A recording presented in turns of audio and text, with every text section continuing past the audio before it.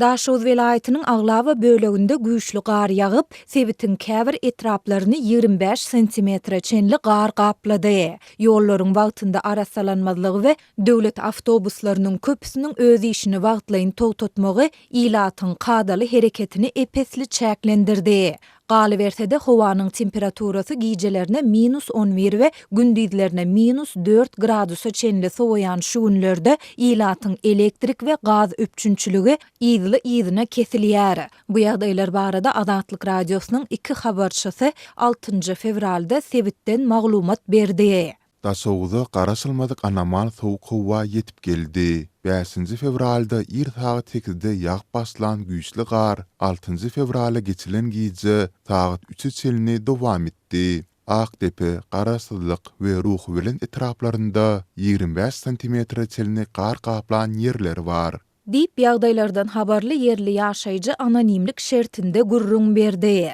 Vilayetin beýleki etraplarynyň köçelerini hem azyndan 20 sentimetre çenli gar gaplap, olary arasalamak ugrunda häzirlikçe hiç bir tagalla edilmeýär. Ululy kiçili ýollarda garyň eremeýi ýa-da bozlaşmagynyň öňüni almak üçin de ne öňünde ne de häzirki wagtda çäre görülýär. Şol sebäpli etraplaryň içerki ýollaryna buz aralaşyp, häzir olaryň hakkey meydançasyndan tapawdy ýok. Uluglar ýolda sagatda 15 kilometr tizlik bilen hereket edýärler diýip, ýene bir Daşowzly ýaşaýjy anonimlik şertinde gurrun berdi. Häkimetler vilayet merkezi Daşoz şäheri bilen Ruhwelent Akdepe we Könürgen çetraplarynyň aralygyndaky magistral ýollary gardan arasalamak üçin de 6 fevralda öýlen saat 10 çenli haýsydyr bir çäre görmediler. Dünden bäri bu magistral ýollarda şeýle-de şäher we etrap içindäki köçelerde yeňil ýol ulug hadisalarynyň onlarçasy hasaba alyndy.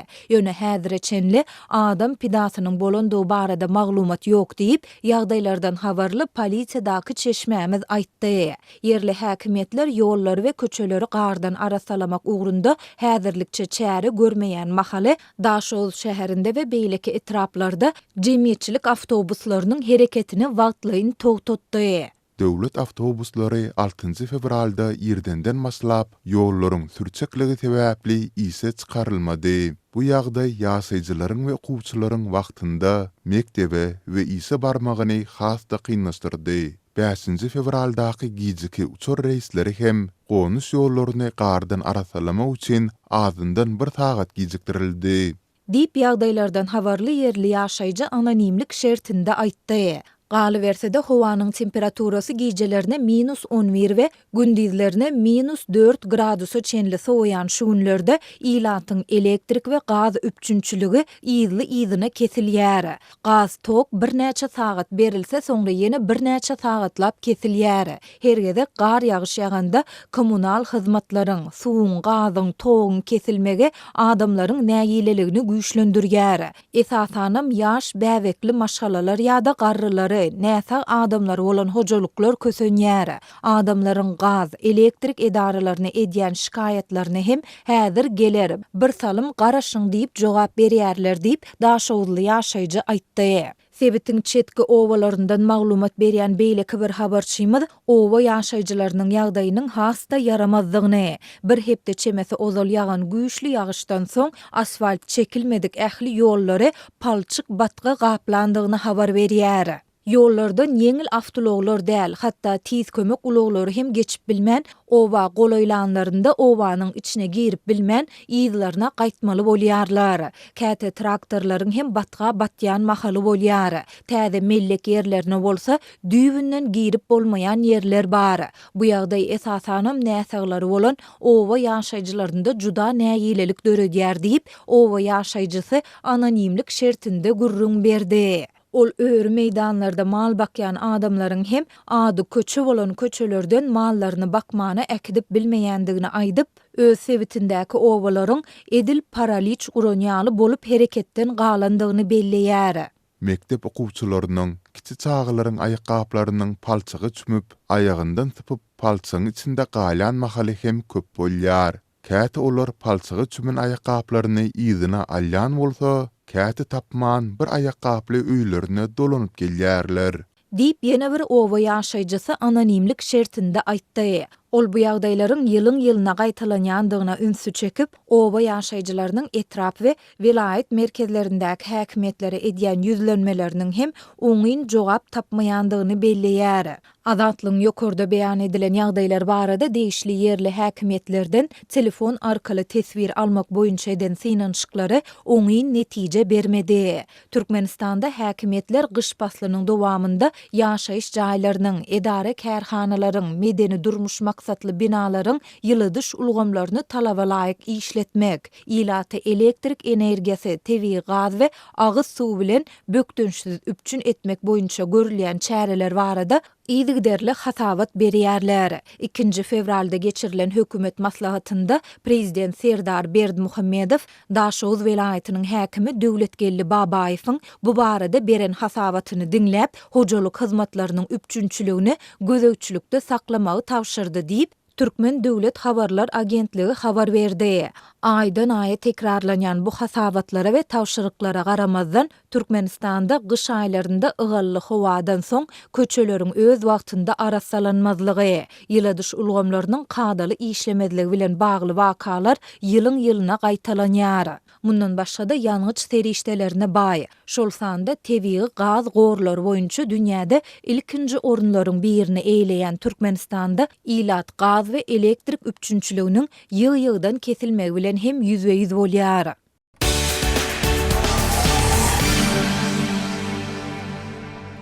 Türkmenistanda nowatdaky zähmet pensiýa haklarynyň, kömek pullarynyň raýatlaryň bank hasaplaryna geçmegi bilen ýurduň durly künjeklerinde bankomatlardaky maliýe etmezçiligi, pul naklastyrmakdaky meseleler, tölek terminallaryndaky bökdünçlikler ýaly ýagdaýlar hem dörä başlady. Munun bilen birlikde Balkanyň Türkmenwasy şäherinde goloýda dolansyga girdilen modifisirlenen manat bilen baglylykda täze ornaşdyrylan bankomatlaryň diňe kesitli banklaryň kartlaryny kabul edip, beýleki banklaryň entek degisli bankomatlary ornaşdyryp ýetismänligi hem osmaçy kynçylyk döredýändigi bellenilýär.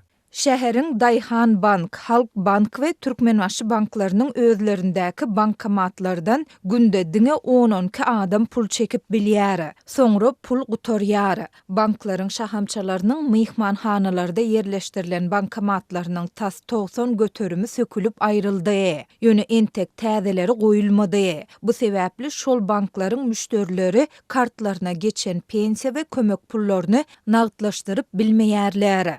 Deyip adynyň ütgedilip, Suray diýilip tutulmagyny soran Türkmenwasly pensioner aýtdy. Her aýda 600 manada goloý pensiýa alýan Suray, goloýdaky awaza zolugynda içi pully işleýän bankomatlar bar bolsa-da, olaryň diňe daşary ykdysady banka degisli kartlary kabul edýändigini, ýaşaýjylaryň aglawatynyň şol sanda büdjetçileriň hem beýleki banklaryň müşterilerdigini belledi. Bu sebäpli ýaşaýjylaryň käbiri bank kartlaryny Balkanawada gatnaýan taksilere berip, şolaryň üstü bilen nagdlaşdyrmaga synanýar. Ýene käbirleri ýangyç guýucu beketlerindäki tanyş işgärler bilen näresmi ılalaşyp, olaryň tölek terminallaryny ulanyp, puly elin aljak bolýar. Munyň öwezine serişdäniň azyndan 15 göterimini ele bermeli.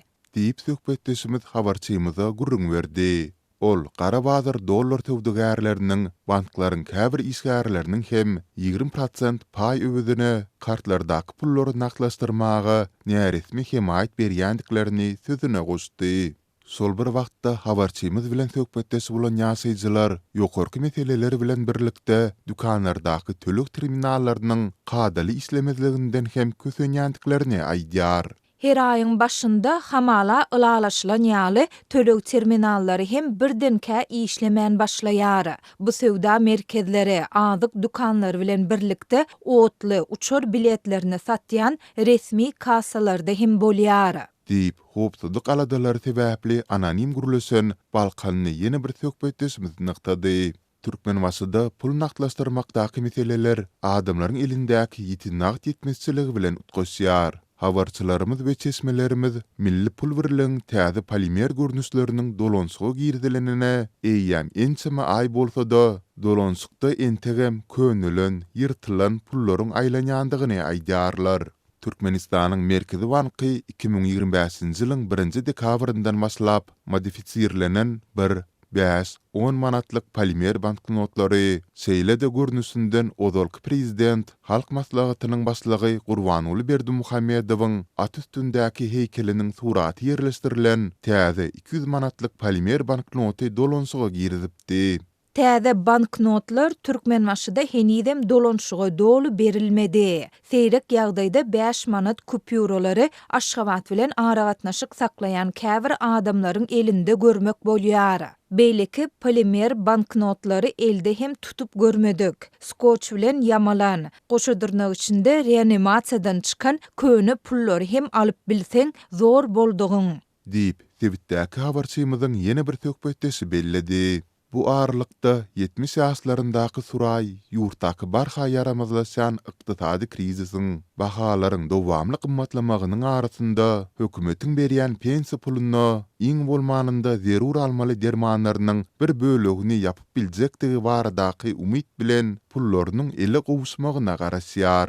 Türkmenistanyň häkimetleri dowamly ösüş sanlaryny getirip, ýurtdaky nagd pul ýetmezçiligini milli pulun dollara göre resmi we näresmi kursunyň ýürüdilmegi barada ne maglumat berýär, ne de jurnalistleriň degişli sowallaryna jogap berýär. Türkmenistanda 2025-nji ýylyň 1-nji ýanwaryndan güýje giren soňky ütgetmelere laýyklykda iň pes pensiýany kesitlemek üçin binýatlyk ululugy 550 manat, döwlet kömek pullaryny hasaplamak üçin binýatlyk ululugy 520 manat, yurt boýunça iň pes rähmet haky bolsa 1410 manat möçberinde bellenildi. Halk Maslahatynyň geçen ýylky mejlisinde ýurtda rähmet haklarynyň, pensiýalaryň, döwlet kömek pullarynyň, talip we diňleýici haklarynyň möçberiniň her ýyl 10% ýokurlandyrylmagyny betetmek teklip edildi. Bu halkyň ýaşaýyş durmuş şertleriniň ýokary derejä ýetendigi bilen düşündirildi. Halkımızın yaşayış durmuş derecesini yukarı götürüldüğünü